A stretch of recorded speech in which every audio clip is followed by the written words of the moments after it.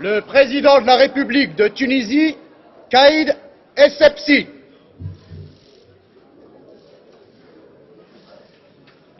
Bitte nehmen Sie Platz. Please be seated, ladies and gentlemen.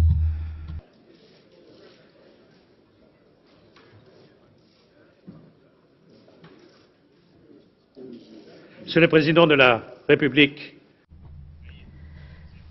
President of the Republic, Caid Essebsi, Vice President and other representatives, Madam Mogherini, you're most welcome.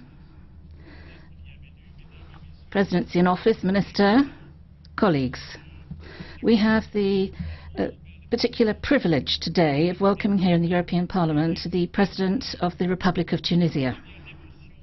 Allow me to express my emotion to you, Mr. President. Meeting you a year after our last meeting in Tunis.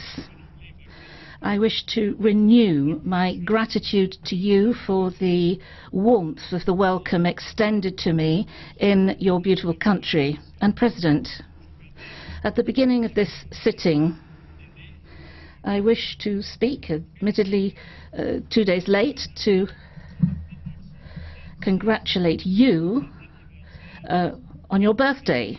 You were born on the 29th of November 2026. So I shan't mention your age, naturally. The President said, don't say 90, say 90. So I'm referring to that 90 years old. Now you're here amongst friends and partners, President. You are surrounded by all of those who support the honourable democratic future of Tunisia. In 5 years, your country's move towards democracy remains outstanding and exceptional. Your country is a beacon of pluralism and tolerance today, where the Constitution guarantees the rule of law, individual freedoms and equality for all, at a point in time when populists are active and trying to spread fear. Now, when I visited Tunis and Sousse on an official visit, I was aware of the social and security challenges facing democratic Tunis at this time. Nevertheless, I returned home with a firm conviction that your country, despite all the difficulties, enjoys tremendous wealth. All these young people, educated, creative, innovative, prepared for a prosperous future for Tunisia. That is a considerable advantage that you may rely on in respect of the major reforms that are planned, and that will give fresh confidence to foreign partners as well as your citizens and local investors. People express confidence in the economy of your country. And Tunisia does not stand alone. The International Conference on Investment, which was held at the beginning of the week in Tunis, is a clear signal to that effect. Be reassured, President, that the European Parliament will ensure that the commitments undertaken by the EU and its member states will be honoured. We're now celebrating 40 years of bilateral cooperation, meaning that Europe is your leading trade partner, and we are proud of that. We decided to go yet further, and we undertook the political commitment to build together with you a special partnership, because we think it is time to translate into tangible terms the lasting and solid nature of our relations. It's no longer a question of solidarity even, it is a shared vision of our future that we hold together. Young people on both sides of the Mediterranean have never been as well educated. They share the same aspirations. They want to learn, to travel, to commit to different aspects of their life, study and work. We have an historical duty to meet their legitimate expectations, and I very much welcome this fresh initiative of the European Union to create an area for youth supporting and developing talent, mobility, freeing up resources for young Tunisians. That is the best possible investment that we can make for the well-being and cohesion of society as a whole. We can no longer indulge in allowing despair to take over the minds of the young who may turn to violence. We reject extremists wherever they come from. We support universal values which come together in the same way in Tunisia and in Europe. And at this time I wish to welcome the initiative you undertook, launching the Declaration of Tunisia against tourism, for tolerance, for solidarity between peoples, cultures and religions. That declaration made at the Bardo Museum. We are firmly committed to standing alongside Tunisia, its young people, its population, its authorities. I'd like to thank you afresh, President, for paying us the privilege of coming here to meet us. You have the floor, sir.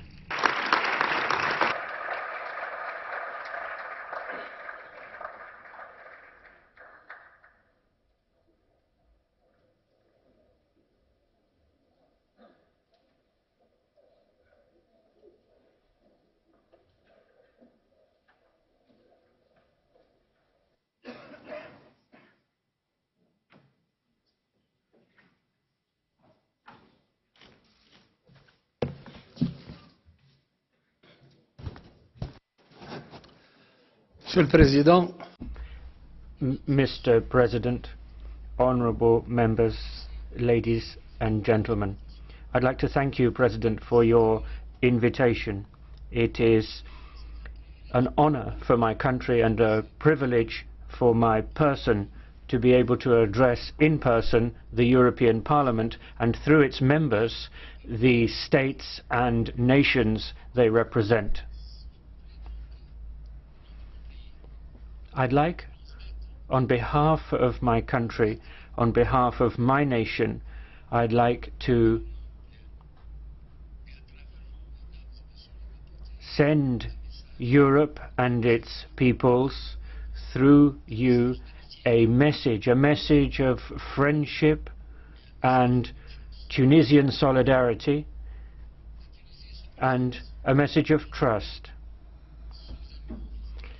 Tunisia today looks to you with a new face.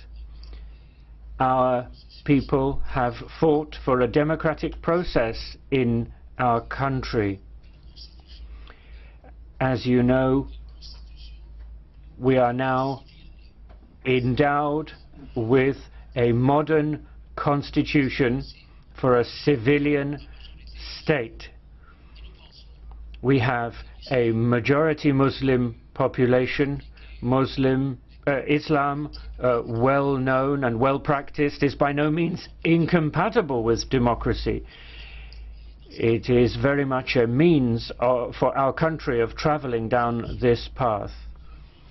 We have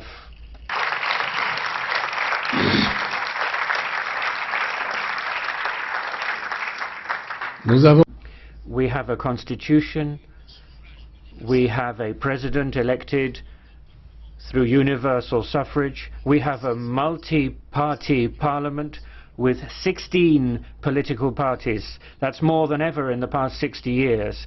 And we have a government with the backing of a big majority in Parliament. 168 votes for a majority out of 217. In this respect, Tunisia really does have a new face and is looking to new horizons. And we know we need to work harder for the cohesion of our people in order to succeed in the face of the challenges before us, the challenge of terrorism, the challenge of underdevelopment, the challenge of external representation. We remain optimistic, reasonably optimistic, and we shall continue to work for that. I'd like to take this happy opportunity to pay tribute to the European Parliament for its support and its solidarity with Tunisia in the early days following the turning point that was our 14th of January 2011 revolution. The various European Parliament visits and missions to Tunisia and the adoption of resolutions on Tunisia, including the last one on the 14th of September 2016, are a perfect demonstration of the European Parliament's interest in the success of Tunisia's democratic experiment. I'd like to express my profound gratitude to the various political groups and individual members of the European Parliament who took part in election observation missions in 2011 and 2014 and who have been able to see close up how Tunisia has followed the path to learning democracy. The fact that I am here today demonstrates my appreciation of what the European Union's institutions and peoples have done, the people whom you represent, and the way they have stood by Tunisia and its democratic process. My visit to Brussels today comes at a historic and highly symbolic moment for Tunisian-European relations, which celebrate this year their 40th anniversary, the 40th anniversary of the first cooperation agreement in 1976, with high-level meetings between Tunisia and the EU. Ladies and gentlemen, Mr. President, I'm here with a message of friendship from the Tunisian people to the peoples of Europe that you represent.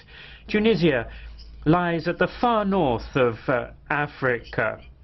Tunisia is right on Europe's doorstep and has always seen the European continent as a natural beacon.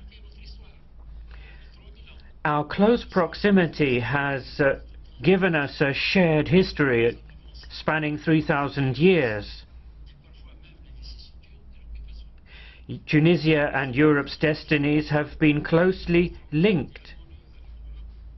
We have had close links and harmonious links between Europe and the people of Tunisia. And these are the links that we need to build on as we develop an ever stronger strategic relationship between Tunisia and Europe, which will enable us to meet the challenges that we face together. The 14th of January revolution opened a new chapter in Tunisia's history. The Tunisian people rose up peacefully and spontaneously, not guided by ideology or religion. They rose up against the established order and despotism. This uprising was led by young people who wanted dignity and freedom, and it could not have happened without the sacrifice of the martyrs who paid with their lives for their aspiration to freedom, respect for human dignity, and a desire for a better life. The Tunisian people dared to change things. We embarked on a process of political transition and modernization. This is an extension of the reformist movement that started in the middle of the 19th century by Khaireddin Pasha and was continued in the 20th century by Bey, Haddad, Bourguiba and many others. Tunisia was the first country to abolish slavery in 1846, and it adopted a civilian constitution in 1863. one. Following the adoption of an earlier democratic and human rights pact. This was 100 years earlier than other countries. Tunisia was a pioneer in giving special status to women, with a law adopted in 1956, just after independence. The place of Tunisian women is unique in comparison with the rest of the Arab and Muslim world.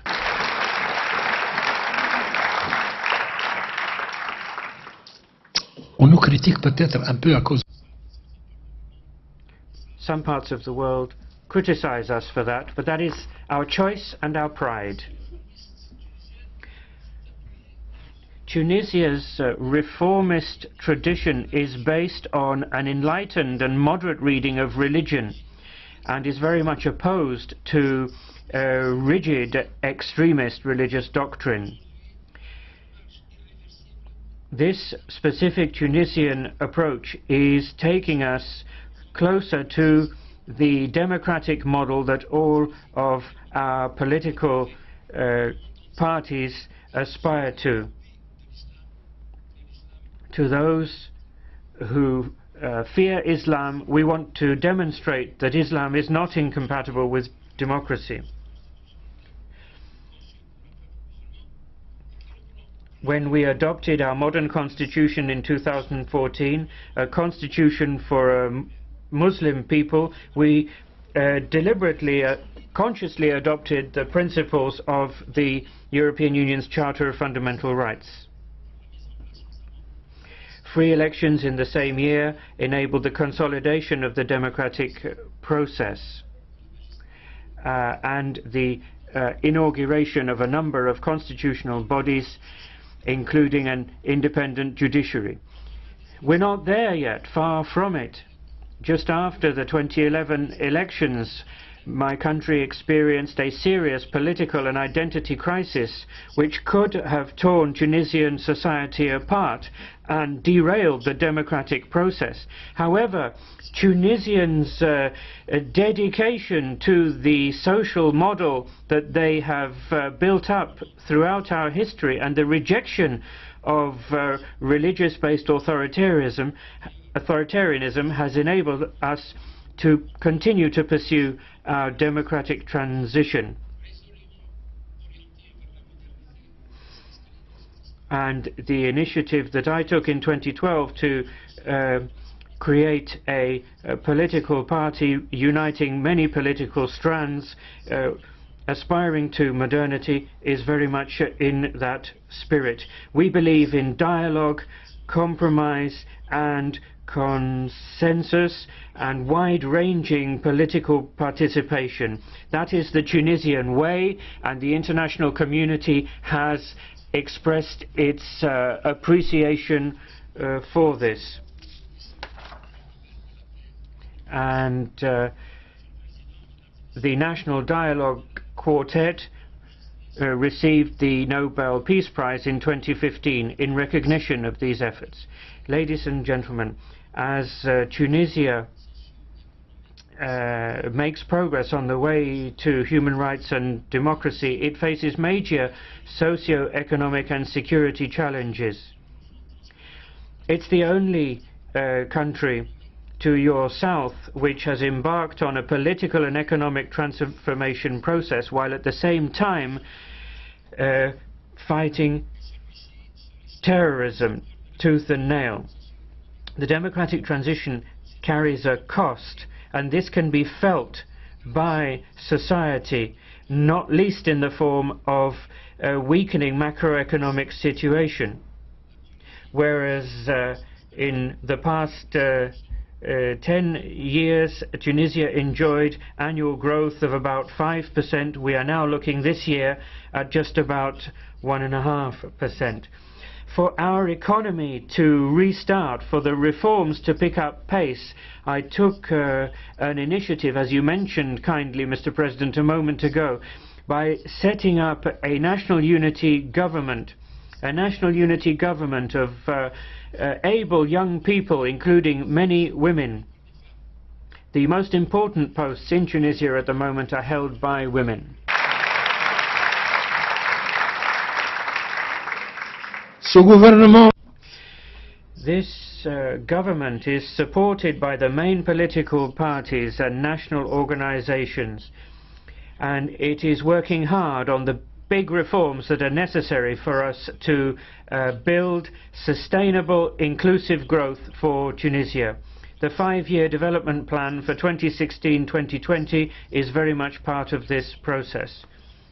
The recent adoption of the investment code is further testimony to our desire to give the Tunisian economy the conditions necessary for national and foreign investment.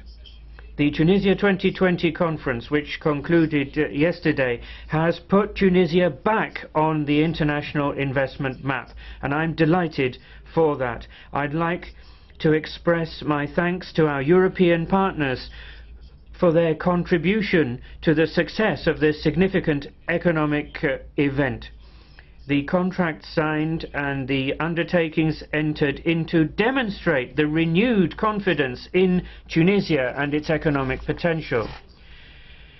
Tunisia has undeniable advantages, enabling it to emerge from this difficult economic situation. The situation remains fragile. The challenges are still out there. The exceptional Tunisian path deserves continued support, just as other countries in the past have been supported in their transition processes. Mr. President, ladies and gentlemen, Tunisia and the European Union have always enjoyed close, solid relations.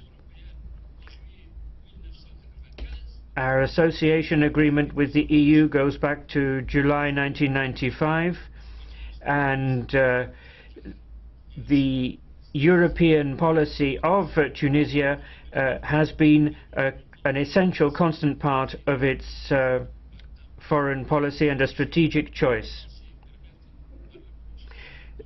Since 2013, with the privileged partnership, we have an even closer relationship, and Tunisia and the European Union now share the same democratic values. Now, therefore, it is natural for Tunisia to consider the European Union as its principal partner, its principal source of support at this delicate time. In this respect, we very much appreciate the European Union's support in the early stages of Tunisia's transition process. In particular, we salute the measures recently announced by the European Union's High Representative and the European Commission, designed to beef up that support further in order to increase the level of support given in the years to come. Nonetheless, and I apologize for saying so, but I think traditional instruments are inadequate to accompany the transformation process that Tunisia is going through. This is unprecedented in the region, and I think Tunisia deserves a special treatment from its principal partner. We appreciate the fact that the European Parliament has understood the extent of the support necessary to consolidate the success of our experiment, and we read in the European Parliament's resolution reference to significant support measures for Tunisia on the lines of a Marshall Plan and the conversion of the debt into investment projects. We sincerely hope that this initiative will be welcomed by the other EU institutions and the EU member states to enable Tunisia to obtain a level of support commensurate with the challenges that we face. This support is vital if Tunisia is to continue to move forward at this crucial time in its history.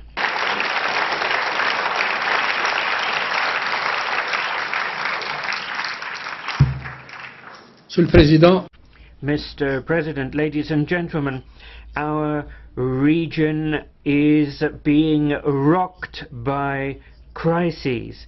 It is experiencing doubt and uncertainty. Some people are tempted to look inwards, to reject the other, to turn to violence. Security issues and migration worries are great sources of anxiety. These are strategic issues which require more intense dialogue and more cooperation for us to come up with a joint approach. In Tunisia, we are building democracy in a troubled region. You only need to look at our neighbor, Libya, and understand the security threats posed by arms trafficking and terrorist infiltration. Tunisia is a target for the terrorists because its democratic and socio-cultural model is diametrically opposed to their obscurantist vision. We are resolute to combat this scourge which attacks blindly, irrespective of race or religion. Tunisia is in the very vanguard of the fight against terrorism and deserves support for its efforts. Our success in this fight will have a positive spin-off for Europe's own security.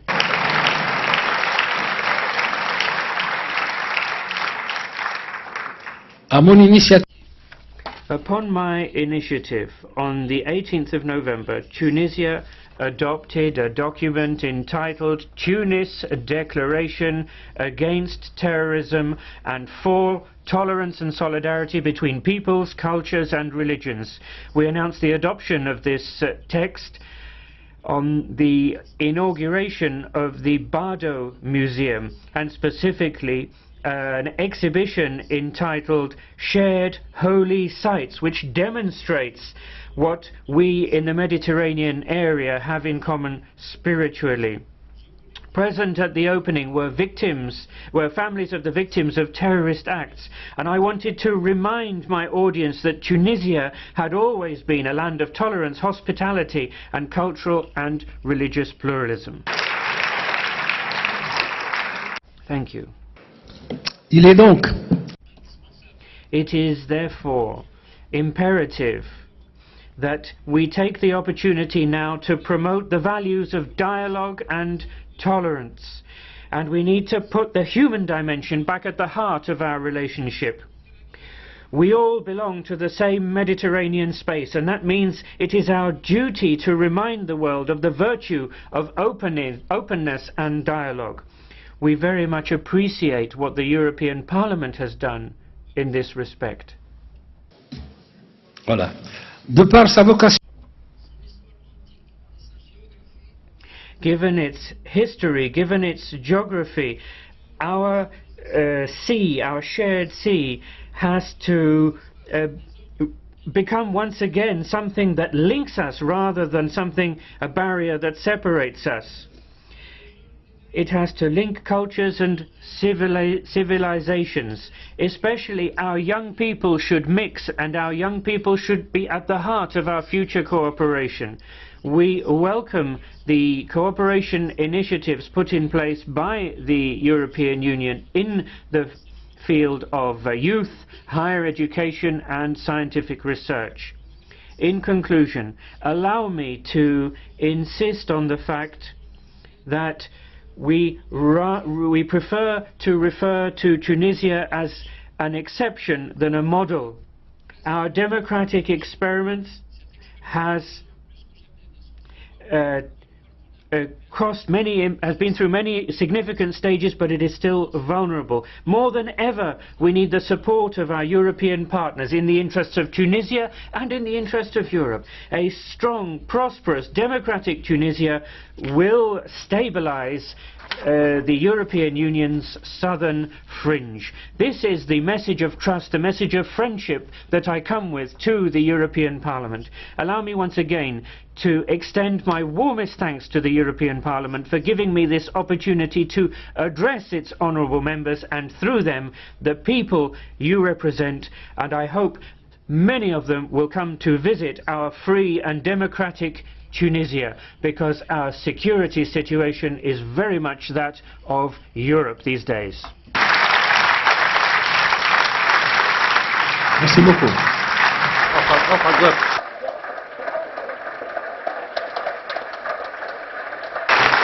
Merci, je comprends que le message... Thank you. I see you have understood my message. Merci, madame.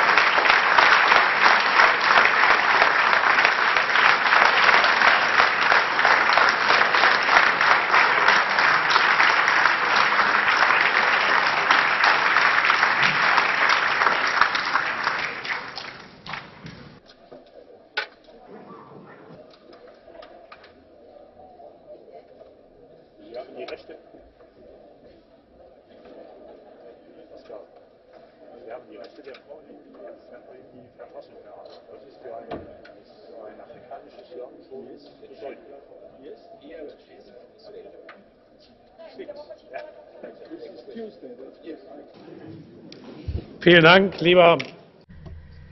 Thank you very much, President. Colleagues, I shall adjourn the sitting for a few moments and will accompany President Essebsi to his next meeting. He'll be meeting Ms. Mogherini shortly. And I'd like to thank those colleagues who've listened so attentively to the President. Thank you.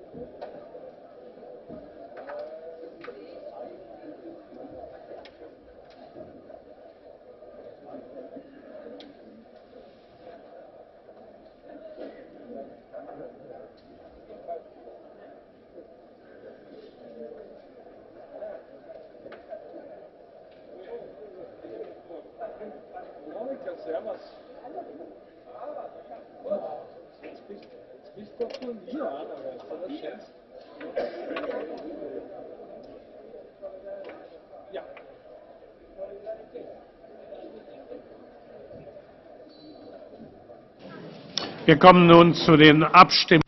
This brings us to the votes.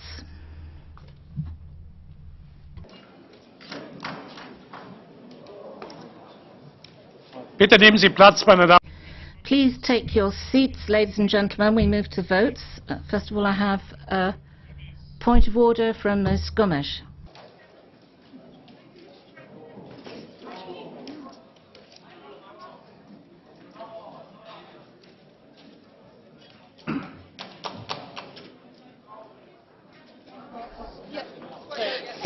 Thank you, Mr. President. Colleagues must have seen an horrendous leaflet that has been dropped in Aleppo saying that people should run away or be bombed because the world has forgotten them. I think we should send a clear message that we did not forget the people of Aleppo, and I ask you to sign until the end of the day this letter urging EU leaders to demand at the UN the General Assembly that a special prosecutor will be appointed to investigate war crimes and crimes against humanity in Syria and in Aleppo specifically. Thank you, Mr. President.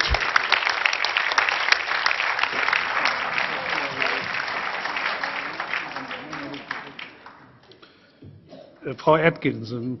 Ms. Atkinson. I'd like to raise a point of order under Rule 186. In the debate this morning combating racism, xenophobia, homophobia and the rest of it, I'd like to raise a complaint against Vice President Pascu, a socialist, who took a personal position in applauding Catherine Bearder this morning. Under Rule 22.3, the President may speak in a debate only to sum up or call speakers to order. Should he wish to take part in a debate, he shall vacate the chair and shall not reoccupy it until the debate is over. He reprimanded me for facts in my speech, whereas Mrs Bearder quoted subjective opinions, not facts, inciting racial hatred and hatred against others. He should step down as a Vice President, as he cannot be trusted to provide impartiality.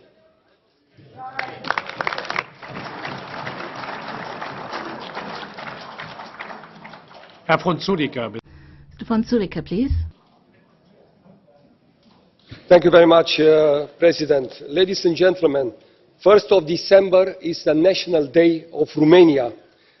This is the anniversary of 98 years from the great Union Day of all Romanian provinces in a unitary Romanian state. Romania, as a responsible member of the European Union, promotes peace, stability and cooperation. As well, we are looking forward for a further integration within the European Union states. Ladies and gentlemen, dear colleagues, please join me to wish a happy birthday to Romania and to congratulations to all Romanians. Thank you so much.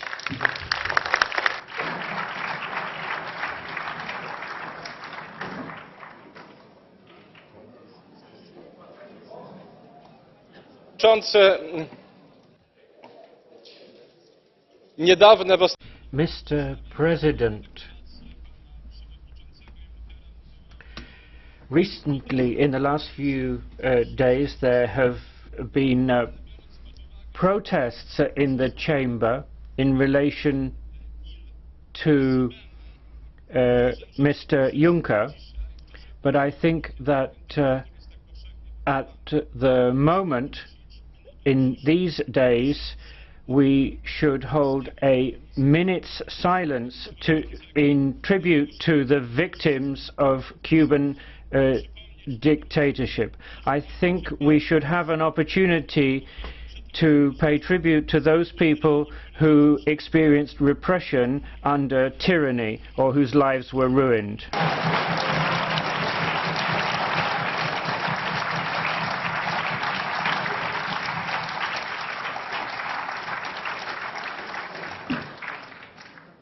Wir kommen nun zum Bericht von... This brings us on. No? Colleague, if you have a point of order, please wait one moment.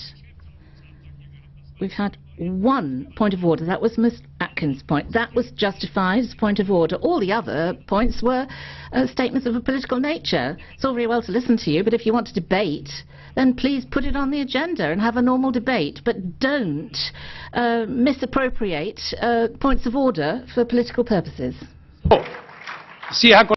Right, colleague, you are the last. In terms of points of order, certainly if there are real points of order, fine, but perhaps you can say which point of the rules you arise to.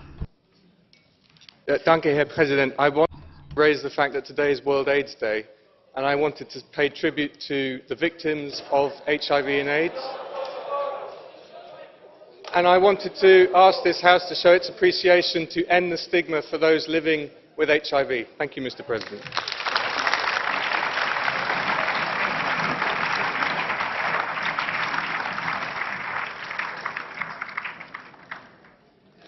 Das war zwar auch nicht zur Geschäftsordnung. That was not a point of order either, but it was entirely justified. Right, we move to the Grappini report.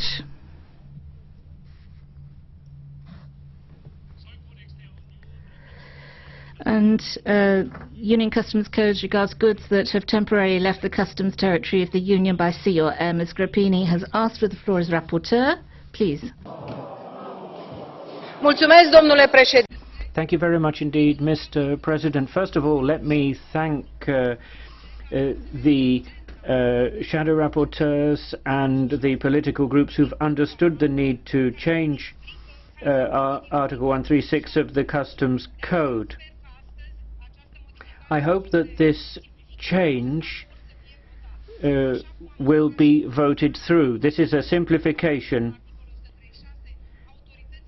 The relevant authorities in the member states will then have no worries about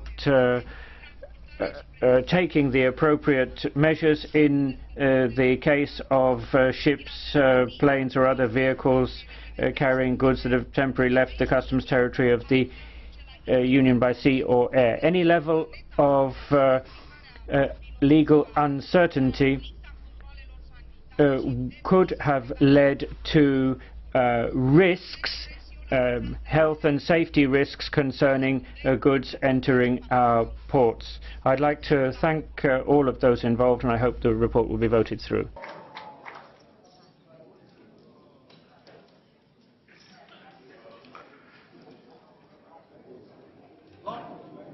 Meine Damen und Herren, Ladies and gentlemen, above all, those colleagues who are so particular as regards the construction of replaced